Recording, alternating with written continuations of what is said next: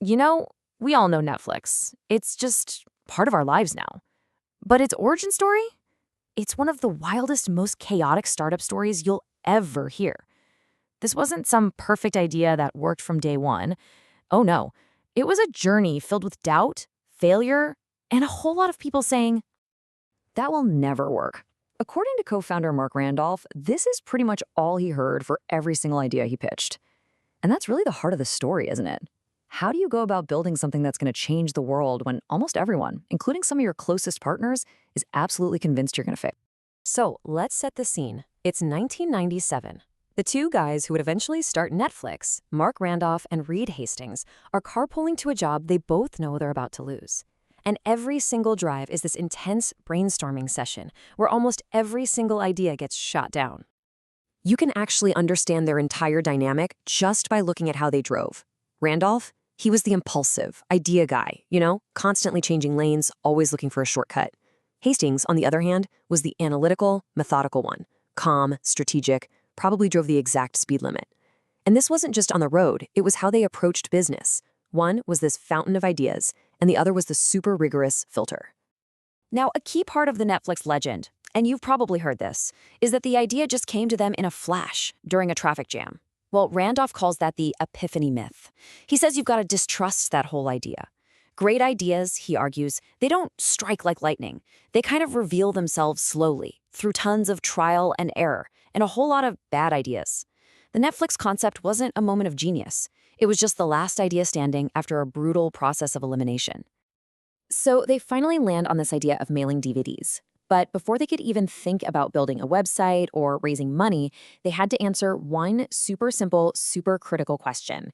Could a fragile little disc even survive the US postal system? And this, right here, this tells you everything about their philosophy. Forget spreadsheets and market analysis, they ran the absolute simplest, cheapest test possible. They walked into a store, bought a Patsy Cline CD, stuck it in a greeting card envelope, and mailed it. A day later, and for the grand total of 32 cents, their biggest, most fundamental assumption was proven. The CD was totally fine. And this was basically their mantra. Randolph was convinced that business plans were mostly just fiction. The real learning, the important stuff, only happens when your idea collides with reality. That Patsy Cline CD? That wasn't just a test, it was their very first collision. And it proved the whole thing was at least physically possible. It was all about action over analysis, every single time. Okay, so the concept is proven. Now the chaotic, frantic race to actually launch the company begins. And first on the list, they needed a name. You are not going to believe this, but the working name for the company was Kibble. Yeah, Kibble. It was a leftover from a totally different, failed idea about custom pet food. So they debated tons of other names, like Cinema Center and eFlix. But the funny part is almost nobody on the team actually liked the name Netflix. They were worried the flicks part sounded a little too much like, well, pornography, skin flicks. But the launch date was getting closer and closer, and they just had to pick something. So that iconic name we all know, it was really just a reluctant compromise made under pressure. Launch day, April 14th, 1998. The site goes live. To celebrate every time an order came in, they set up this little bell to ring in the office. The first order comes through.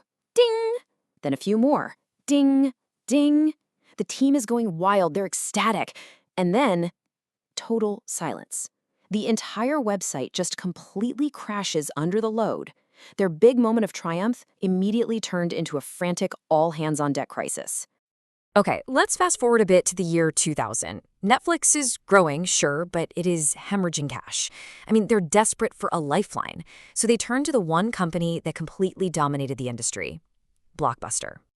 I really can't overstate how much of a David versus Goliath situation this was. Blockbuster was a global behemoth, right? Over 9,000 stores. And Netflix, it was this tiny little startup with a website and a warehouse. Blockbuster was the undisputed king of home video. Netflix was, frankly, a financial mess, just trying to stay afloat. So, Randolph and Hastings fly down to Blockbuster's headquarters in Dallas with a big proposal. Here's the pitch. Blockbuster should buy Netflix for $50 million. Netflix would then become Blockbuster.com, and they'd run their entire online operation.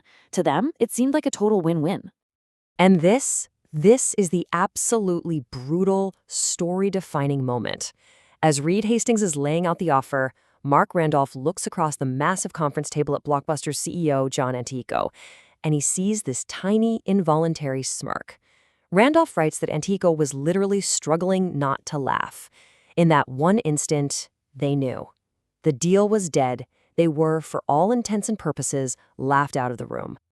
Man, you can just imagine that flight back from Dallas. It must have been grim. That rejection wasn't just an insult, it was an existential threat. With no buyer and no cash, Netflix was facing a pretty simple choice: die or completely reinvent itself. And the aftermath was immediate and brutal. To keep the lights on, they had to lay off a third of their employees, 40 people. It was a completely devastating decision, and it was a direct consequence of that one failed meeting in Dallas. But this crisis, this rock-bottom moment, it's what forced their single greatest innovation. They realized that Blockbuster's entire business model was built on something that customers absolutely hated: late fees. So Netflix pivoted hard. They killed the old pay-per-rent model and introduced a monthly subscription. No due dates, no late fees, ever. You could keep the DVDs for as long as you wanted. It was a radical idea that brilliantly turned their competitors' biggest strength, all that late fee revenue, into a fatal weakness. This quote from the legendary screenwriter William Goldman was one of Randolph's favorites, and it just sums up this whole saga perfectly, doesn't it? The so-called experts at Blockbuster, the absolute kings of their industry, they had no idea what was coming. They couldn't see the future. They literally laughed at the very business model that would, in the end, completely destroy them. It just goes to show you, in these big moments of disruption, nobody truly knows anything. So, the Netflix story, it's about so much more than just movies or technology. It's really a powerful lesson about the importance of taking that very first step. And that brings us to the final takeaway. I love this quote from Nolan Bushnell, the co-founder of Atari. Having an idea? That's the easy part. We all have them. But the real challenge, the thing that separates the dreamers from the builders, is what you do next. It's about getting out of the shower, toweling off, and actually doing something. Mailing that first CD, building that broken website, or just walking into a room where you know you might get laughed at. So, as we wrap this up, I want you to think about it this way. Every great story you've ever heard starts with an inciting event, that one moment that kicks off the whole journey. The story of Netflix shows us that your idea, no matter how small or how crazy it might seem, is your inciting event.